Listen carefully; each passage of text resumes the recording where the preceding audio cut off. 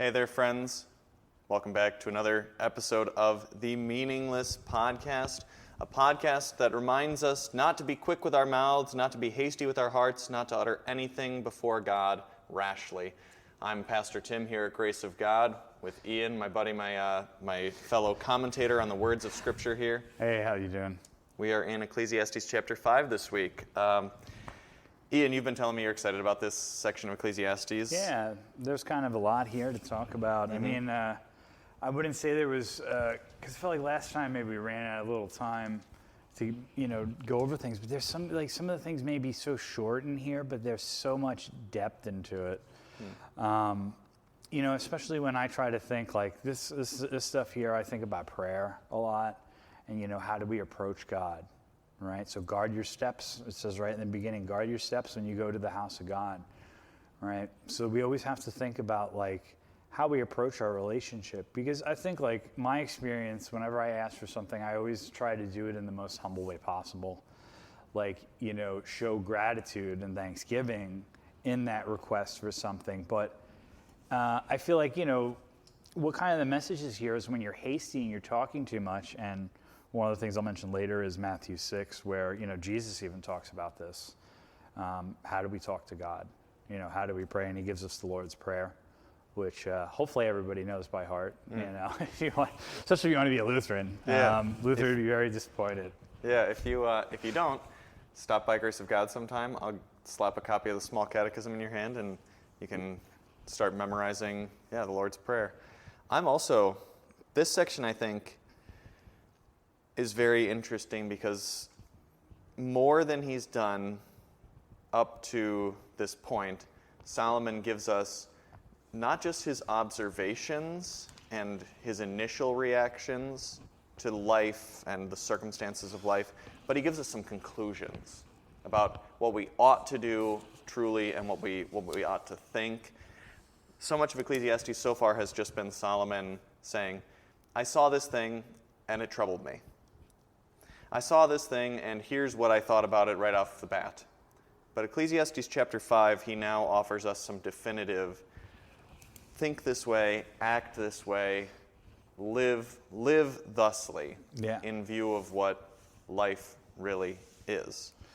Yeah, I think it kind of goes back maybe more of like, the like Proverbs or something, where he's kind of giving this advice of how you should live your life, what to do, as opposed to, kind of just recording his like observations and kind of giving you a background of him and what he experienced. And I think that's really good though in the beginning, because it really sets the stage for what's to come later on, where he really does tell you. He tries to give you the meaning, right? And he's always pointing to God, which is great, which is... Hopefully that would be the thing here, right? That it would be pointing you to God. Yeah. But then it's the question of how. And like, I think part of this I see like a lot of people may like look at like relationship with God like transactionally. I feel like growing up it was like that, maybe because I grew up in Deer Park, so it's mostly Catholic, so maybe that kind of image of like having to do stuff that works righteousness, like, well, if you do this for me, God, I'll do this for you, kind of like favor, like you're making a deal with God, which, to me, I think is really offensive. Like, like God's not there to be making a deal with. You should actually be like really careful about what you promise and what you say you're going to do, because, as we will read through the passage, obviously, he says, God's angels are always watching everything that he's doing, everything that you say. So I like how he goes on at the end. So when we get to it, I'll talk at that little bit that he says, why would God be angry with you? It's the other thing, right? He gives you this whole kind of thing where he like comes down on everybody for being a fool and being too hasty and all that. And he says, well, why would God be mad with you and destroy what you've done? So it's like this, I see this kind of thing. He says fear, like it says in awe of God. The translation I was reading said fear God, which is, the same thing. But it's also, I see the love there too. So we could talk about that a little bit if you'd like. Let's do. See how it develops. All right. Ian, you reading for us this week? Yeah, sure, I'll go. Ian's going to read Ecclesiastes chapter 5. We're reading out of the New International Version here, so whatever Bible you've got at home, if it's the NIV or something else, that's where we're at. Yeah, it's if you're using that NIV, it's page 1005. So chapter 5, the heading is Stand in Awe of God. Guard your steps when you go to the house of God. Go near to listen rather than to offer the sacrifice of fools who do not know that they are wrong. Do not be quick with your mouth. Do not be hasty in your heart to utter anything before God. God is in heaven and you are on earth, so let your words be few. As a dream comes when there are many cares, so the speech of a fool when there are many words. When you make a vow to God, do not delay in fulfilling it. He has no pleasure in fools. Fulfill your vow.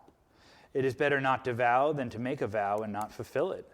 Do not let your mouth lead you into sin, and do not protest to the temple messenger. My vow was a mistake. Why should God be angry at what you say and destroy the work of your hands? Much dreaming and many words are meaningless. Therefore, stand in awe of God. For the next heading, we have riches are meaningless. So again, staying in this meaningless theme. If you see the poor oppressed in a district and justice and rights denied, do not be surprised at such things, for one official is eyed by a higher one, and over them both are other higher still. The increase from the land is taken by all. The king himself profits from the fields. Whoever loves money never has money enough. Whoever loves wealth is never satisfied with his income. This too is meaningless. As goods increase, so do those who consume them. And what benefit are they to the owner except to feast his eyes on them?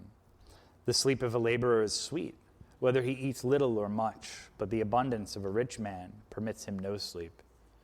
I have seen a grievous evil under the sun, wealth hoarded to the harm of its owner, or wealth lost through some misfortune, so that when he has a son, there is nothing left for him. Naked a man comes from his mother's womb, and as he comes, so he departs. He takes nothing from his labor that he can carry in his hand. This too is a grievous evil. As a man comes, he departs, so he departs, and what does he gain, since he toils for the wind? All his days he eats in darkness with great frustration, affliction, and anger. Then I realized that it's good and proper for a man to eat and drink and to find satisfaction in his toilsome labor under the sun during the few days of life God has given him, for this is his lot. Moreover, when God gives any man wealth and possessions and enables him to enjoy them, to accept his lot and to be happy in his work, this is a gift of God. He seldom reflects on the days of his life because God keeps him occupied with gladness of heart. Oh, man, it's so beautiful. That's really good. It's just beautiful, like, gospel message right there at the end. Just like, here's what it is. So it's nice and simple. Yeah. Just, that's all you got to do. I mean, you got to believe in Jesus, obviously, but eat, drink, and enjoy what God has given you, you know? Mm-hmm. And that goes back to, you know, kind of the commandments, you know, don't be covetous, be happy. It's not just don't be envious of other people, but it's also, you know, be content with what God has given you in your lot, you know, and I know that's hard. I mean, it was hard for me. And, you know, now that I've been really, you know, coming to church and studying God's word and praying and, you know, growing in faith, of finding more accepting of that. Like all the things, looking at not even like, some people are like, oh, I was born, I hate my hometown, or I hate my home, or I hate this thing, or I don't like this thing about me. But like, you know, God always has a reason behind all those things. And I think this too kind of goes in with here where saying like, when you're thinking like that, you're talking too much. You know, you're kind of saying, hey, this is what I'm saying, this is what's right, and this is what's wrong. And as opposed to, you know, just kind of this passive kind of acceptance of things. Because then that's when the activity, I feel like, and the joy spring out of it. When you accept your station in your life and that it's God-given, like as it says here, it's a gift from God. To me, it opened up everything for me. Things that I hated became, you know, a pleasure to do. Doing the dishes, for example, at home all the time. Now every dish is done every day and they're all perfectly clean. And I love doing it. I used to hate doing it. So this is like something even simple. Mm-hmm. It doesn't have to be, you have to become super successful. You know, you don't have to become Solomon.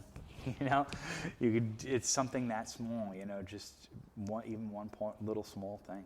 That's funny that you use the word success, and that's something I wrote down in reference to those last three verses 18, 19, 20. I was selling a couch on Facebook Marketplace this weekend, and a guy arranged to pick it up Sunday afternoon. He stopped by. We were chatting as we loaded up the couch in his vehicle, and he found out I was a pastor.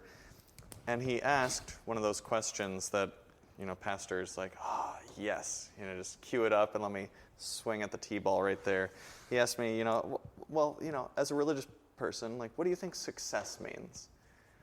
And I said to him, and he was telling me about his struggles in particular with trying to become successful in business, trying to, having pursued an advanced degree for a while. And so he asked me, what is success? Like, what do you think success is, Pastor Tim? And I said to him, I think there's two components. It's joy and peace.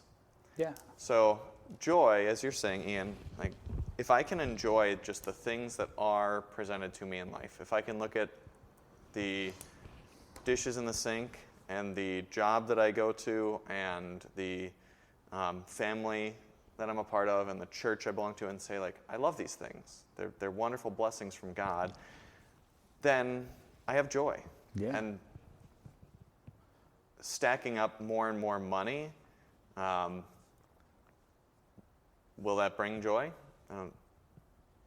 Solomon says here, as a very rich man himself, Solomon says, whoever's got money never has enough. You can find joy, though. And then the other thing that I told this guy was like peace. The ability to stand before God and say, Jesus, my Savior, has forgiven me all my sins, and so, God, I stand before you, not on my merits, but on His, knowing that you love me and call me your child. To be able to have those two things, joy and peace, that's success. Yeah. I love that you mentioned the peace at the end because I think that's such a good thing. Like even my situation, I started a new job working in the kitchen or whatever. Like my idea of success in that job is like the customers have a good meal. Like they feel they got spent their money. They feel they got their money's worth. They enjoyed the meal. They went home, leaving the store, they had a full stomach and they felt content. That's success to me. Of course, but then the product of that, the fruit of that is that the business does good. Mm-hmm. The goal isn't like make as much money as possible and, who cares about anything else. It's about, my thinking is like if the customer, because the customer pays my salary, right? So if the customer's happy, right, and they're content, everybody else is happy and content and it thrives. Yep. So like I kind of look at it that way. But I like that you said the peace before God, because especially as a Lutheran, it always makes you think of the most famous scene, the Diet of Worms with Luther, where he's like, allegedly said, and this is kind of, some people say he didn't really say this, but, here I stand before God, and this kind of image of the Luther had this strength on earth, even before kings and popes and all these people that were the most powerful people in the world at his area at the time. That because he was at peace in front of God, he was given the strength to overcome those things in the earth. And we don't have to look on such a large scale as Luther, right? We could look at ourselves and say, am I content with my relationship with God? Am I content where I am?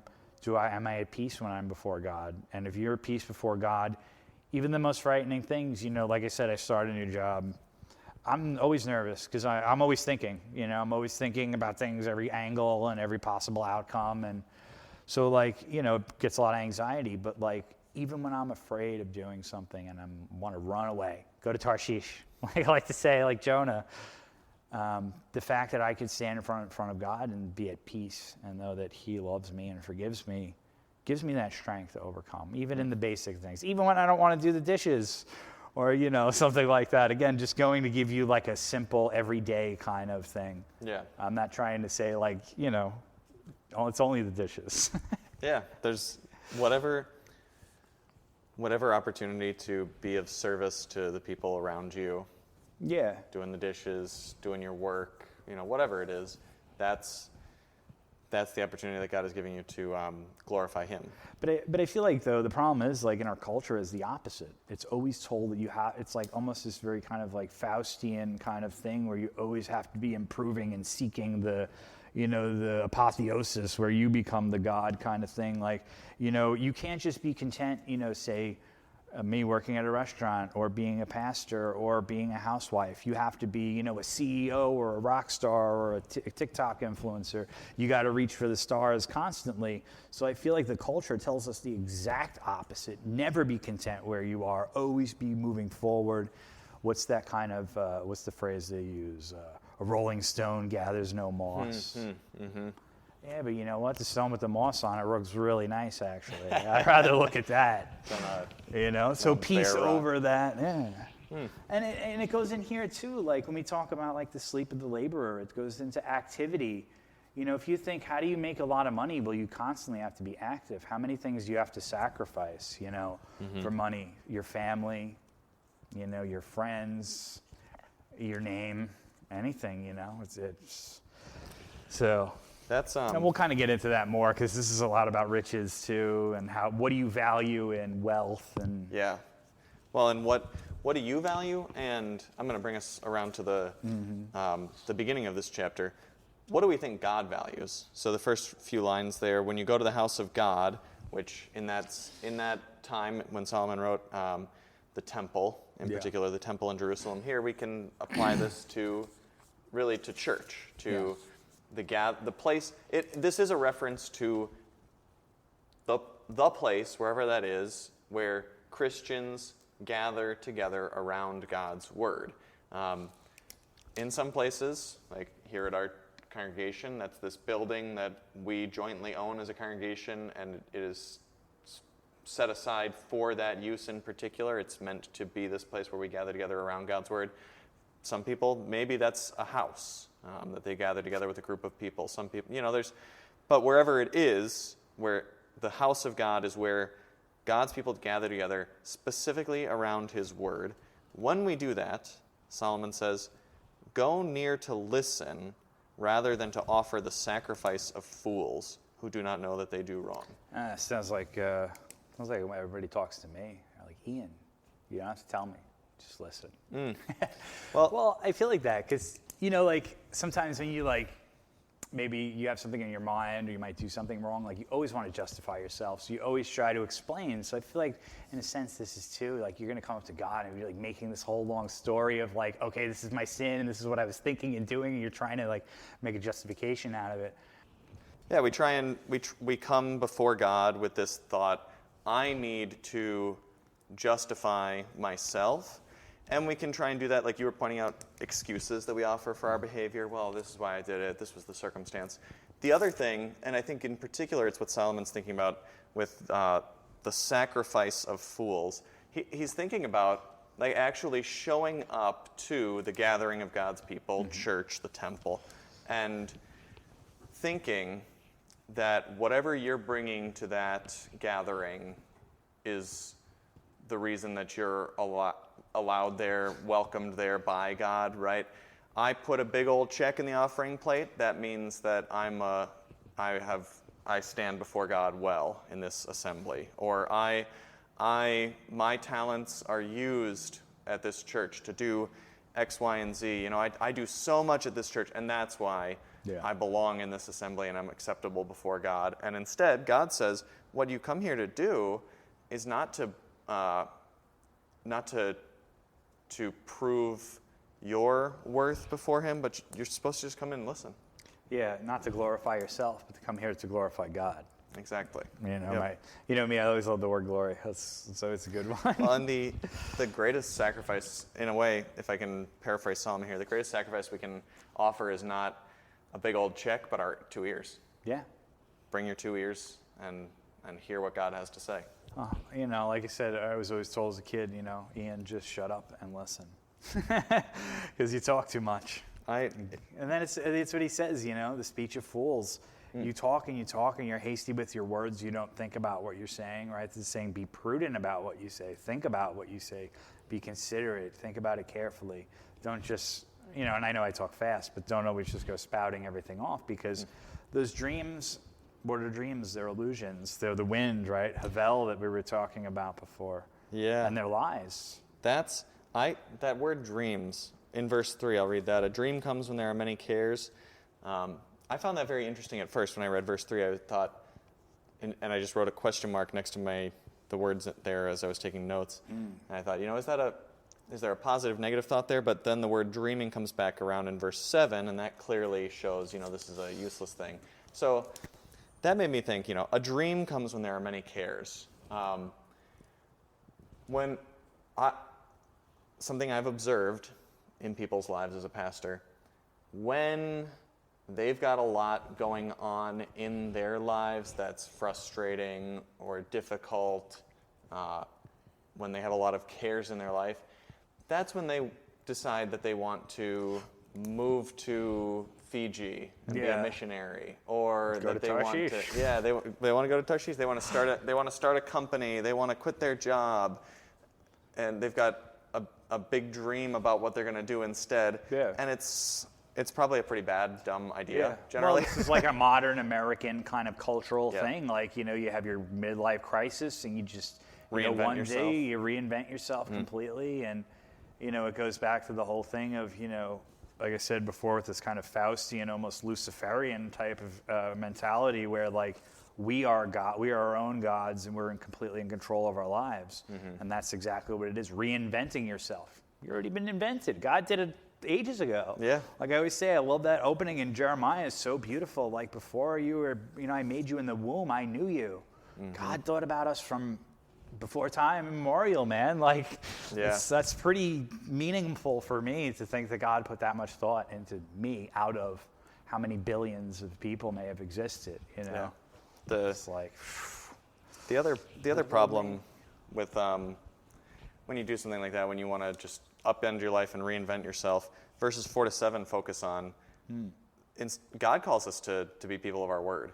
Yeah. Like when you want to do something like that, you want to quit your job and move, or start your company or whatever. Think carefully. Like, am I breaking a promise that I've made to someone by considering this dream that I'm having? Verse 4b is real blunt. God says, God has no pleasure in fools. Fulfill your vow. Like, when you make a promise, understand that all your words, as Ian said earlier, that God hears them and sees them. And verse 5 goes on, it is better not to make a vow than to make one and not fulfill it. Do not let your mouth lead you into sin. When you make a promise, keep it. That's Ian, you mentioned wanting to reference the Sermon on the Mount, and that's something that Jesus says in there. Let your yes be yes and your no be no. Anything beyond that comes from the wicked one, the evil one, Satan, if we're not willing to be people of our word when times are tough. Yeah. And it kind of goes, if you want to think of kind of like, again, the common saying, like, actions speak louder than words, right? So if somebody, I would say, like, do what you say, right, and say what you do.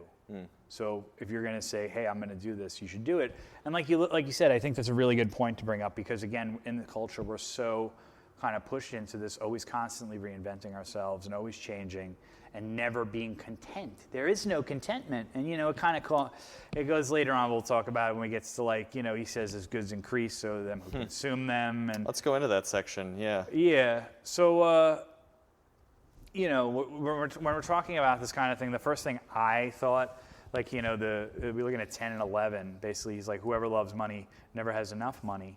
And then 11's goods increase, so do those who consume them, and what benefit are they to the owner except to feast his eyes on them? And this is the first thing I think of is, like, corporate American culture. Like, always keep it in the black. Always got to be making a profit. Making a profit doesn't matter about anything else. And even though not only making a profit, but the driving animus of corporate America is profits always have to go up. Yes. If we made $10,000 profit last year, we have to make 11 this year. Yep. It's not good enough to make what we made last year that put us in the black. It always has to be upward and upward. The stock has to climb. As I said, it's like Faustian. Right? Yeah, right. And I think we're in an age that's seeing the futility of some of that, where on the one hand it generates, what we'll call incredible wealth, but verse 11b, what benefit is that to the owner except to feast his eyes on it? Like, are we all better off because the stock market goes up and up? Does that actually, or is that just numbers for us to look at? Yeah. Well, I mean, it does have an impact on us, and most likely, for the most part, I don't think it's good for the average person. Because, again, like any business like that, it's cornered by people who are there to constantly be making money and making profits. And, when you kind of look into that stuff, I don't want to get into the economic stuff too much, but it is kind of like you're making money out of thin air with other money and usury and stuff. So it's a little kind of tricky there. But, I think this is really important time to think about, though, because, like, I feel like as money they say like money can buy happiness. You can't buy money with you can't buy happiness with money. But really, like, that's not the motto that we have in America. Like, you can buy anything. You can buy the happiness. You could buy a new face. You could buy a new body, new clothes, a new house. Everything. I mean, look how I feel like rich people are like probably the most miserable people because they're so removed from what makes us human. Because not only do you have the money, especially with the increase in technology now, like, we're removed from each other, right? The technology separates us from the earth, it separates us from people, it separates us from God. So, as the more of these things are, you're getting higher and higher and your focus is being that. Yeah. What is it? It's the wind again. That's, you said rich people might be the, most miserable. I think, there's a portion in the book of Proverbs also compiled by Solomon, and it's not something that he himself says, but it's clearly a wise thing that he felt was worth including in the book of Proverbs. There's a prayer recorded there, which goes something, I'll paraphrase a portion of it. God, don't make me rich, but don't make me poor. If I'm rich, I'll, like you were just saying, kind of despise you, God, and get caught up in all that. But if I'm poor, I'm going to just be caught up in the misery of being poor, because being poor is not fun, especially if you're too poor to afford necessities and even small luxuries. Yeah. And this is the consumerism, which is pretty much exactly what Solomon talks about in verse 11. As goods increase, so do those who consume them, right? It creates that, ultimately. It does. And that can be Pastor Tim's one political, economic reflection here. I want to point out verse 15, what Solomon reflects on. Everyone comes naked from their mother's womb, and as everyone comes, so they depart. They take nothing from their toilet they can carry in their hands. So you've got 10 houses. Which one do you think you're taking to heaven? Yeah. The answer is none of them. So you've got a fleet of I already got a house in heaven. There you go. In God's palace. Yeah, exactly, right? Like the promise that Jesus gives in particular, that we'll live in the palace of God, that there is a place prepared for us, a room prepared for us in heaven. And that's more than enough for us, that promise is this. Yeah. Well, I think, my thing with that too is I'm going to kind of blow my spot a little bit here, but when I try to think of that, like, I always try not to be too greedy. So I don't know. When I think of why I love God and my experience is that, why do I do stuff? I don't think like, oh man, I'm going to have like this really nice room in heaven. I'm going to get to go to heaven, or like, I'm going to get to be alive again. I mean, those things are great, and I believe it. And, sometimes when you come in, there's a couple of things you have to struggle with, I don't really necessarily with that, but my thing was always just gratitude, like absolute gratitude for everything. And this is what comes into, I think really what I've been meditating, and I'm glad that you talked about this, because we really come in with nothing.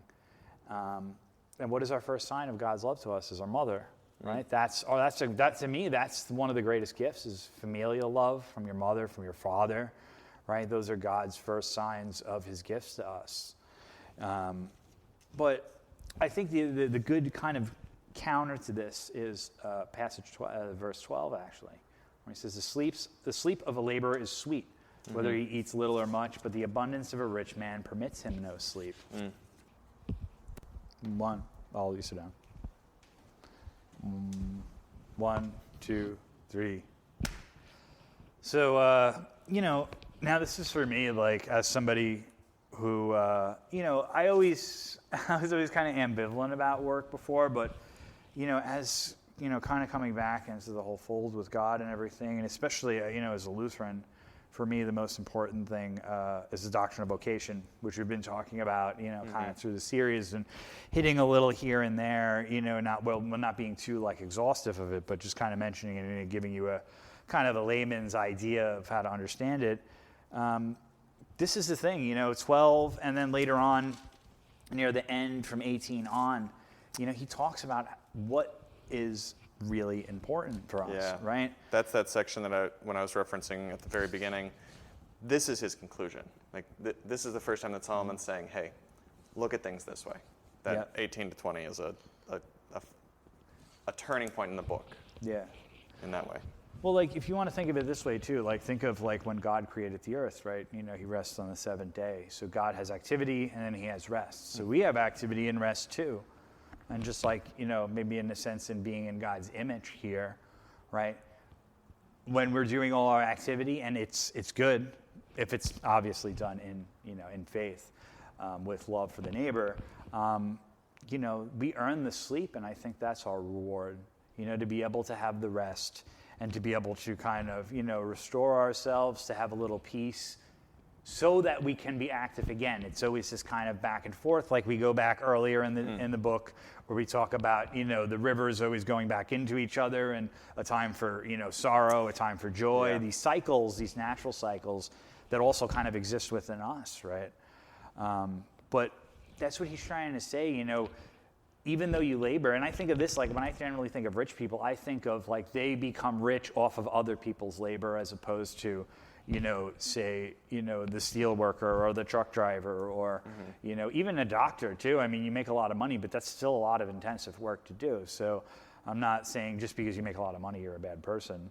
Yeah, right. But, that's what you should do. That's the whole point he's trying to say is it's the fact that you're doing the labor, not that you're getting some kind of physical remuneration. Yes, you should be giving your wages, right? Every worker is worth their wages. But it's that these things are a gift from God. Your toil, basic things, eating, drinking, sleep, activity. Activity can be work. Activity can be going to the park, playing a game with your friends, going out somewhere. Those are all things, and God gives these gifts for us to be enjoyed. As opposed to, the rich man, he lives in his big palace, all the servants are hidden away. He's all alone in his big dining hall with all the, the Baroque interior. And what does he do? All his days, he eats in darkness and with great frustration, affliction, and anger. Because, Verse 17 there. Yeah, because he toils for the winds, for nothing. So, yeah. You pulled out some words from Jesus, Sermon on the Mount.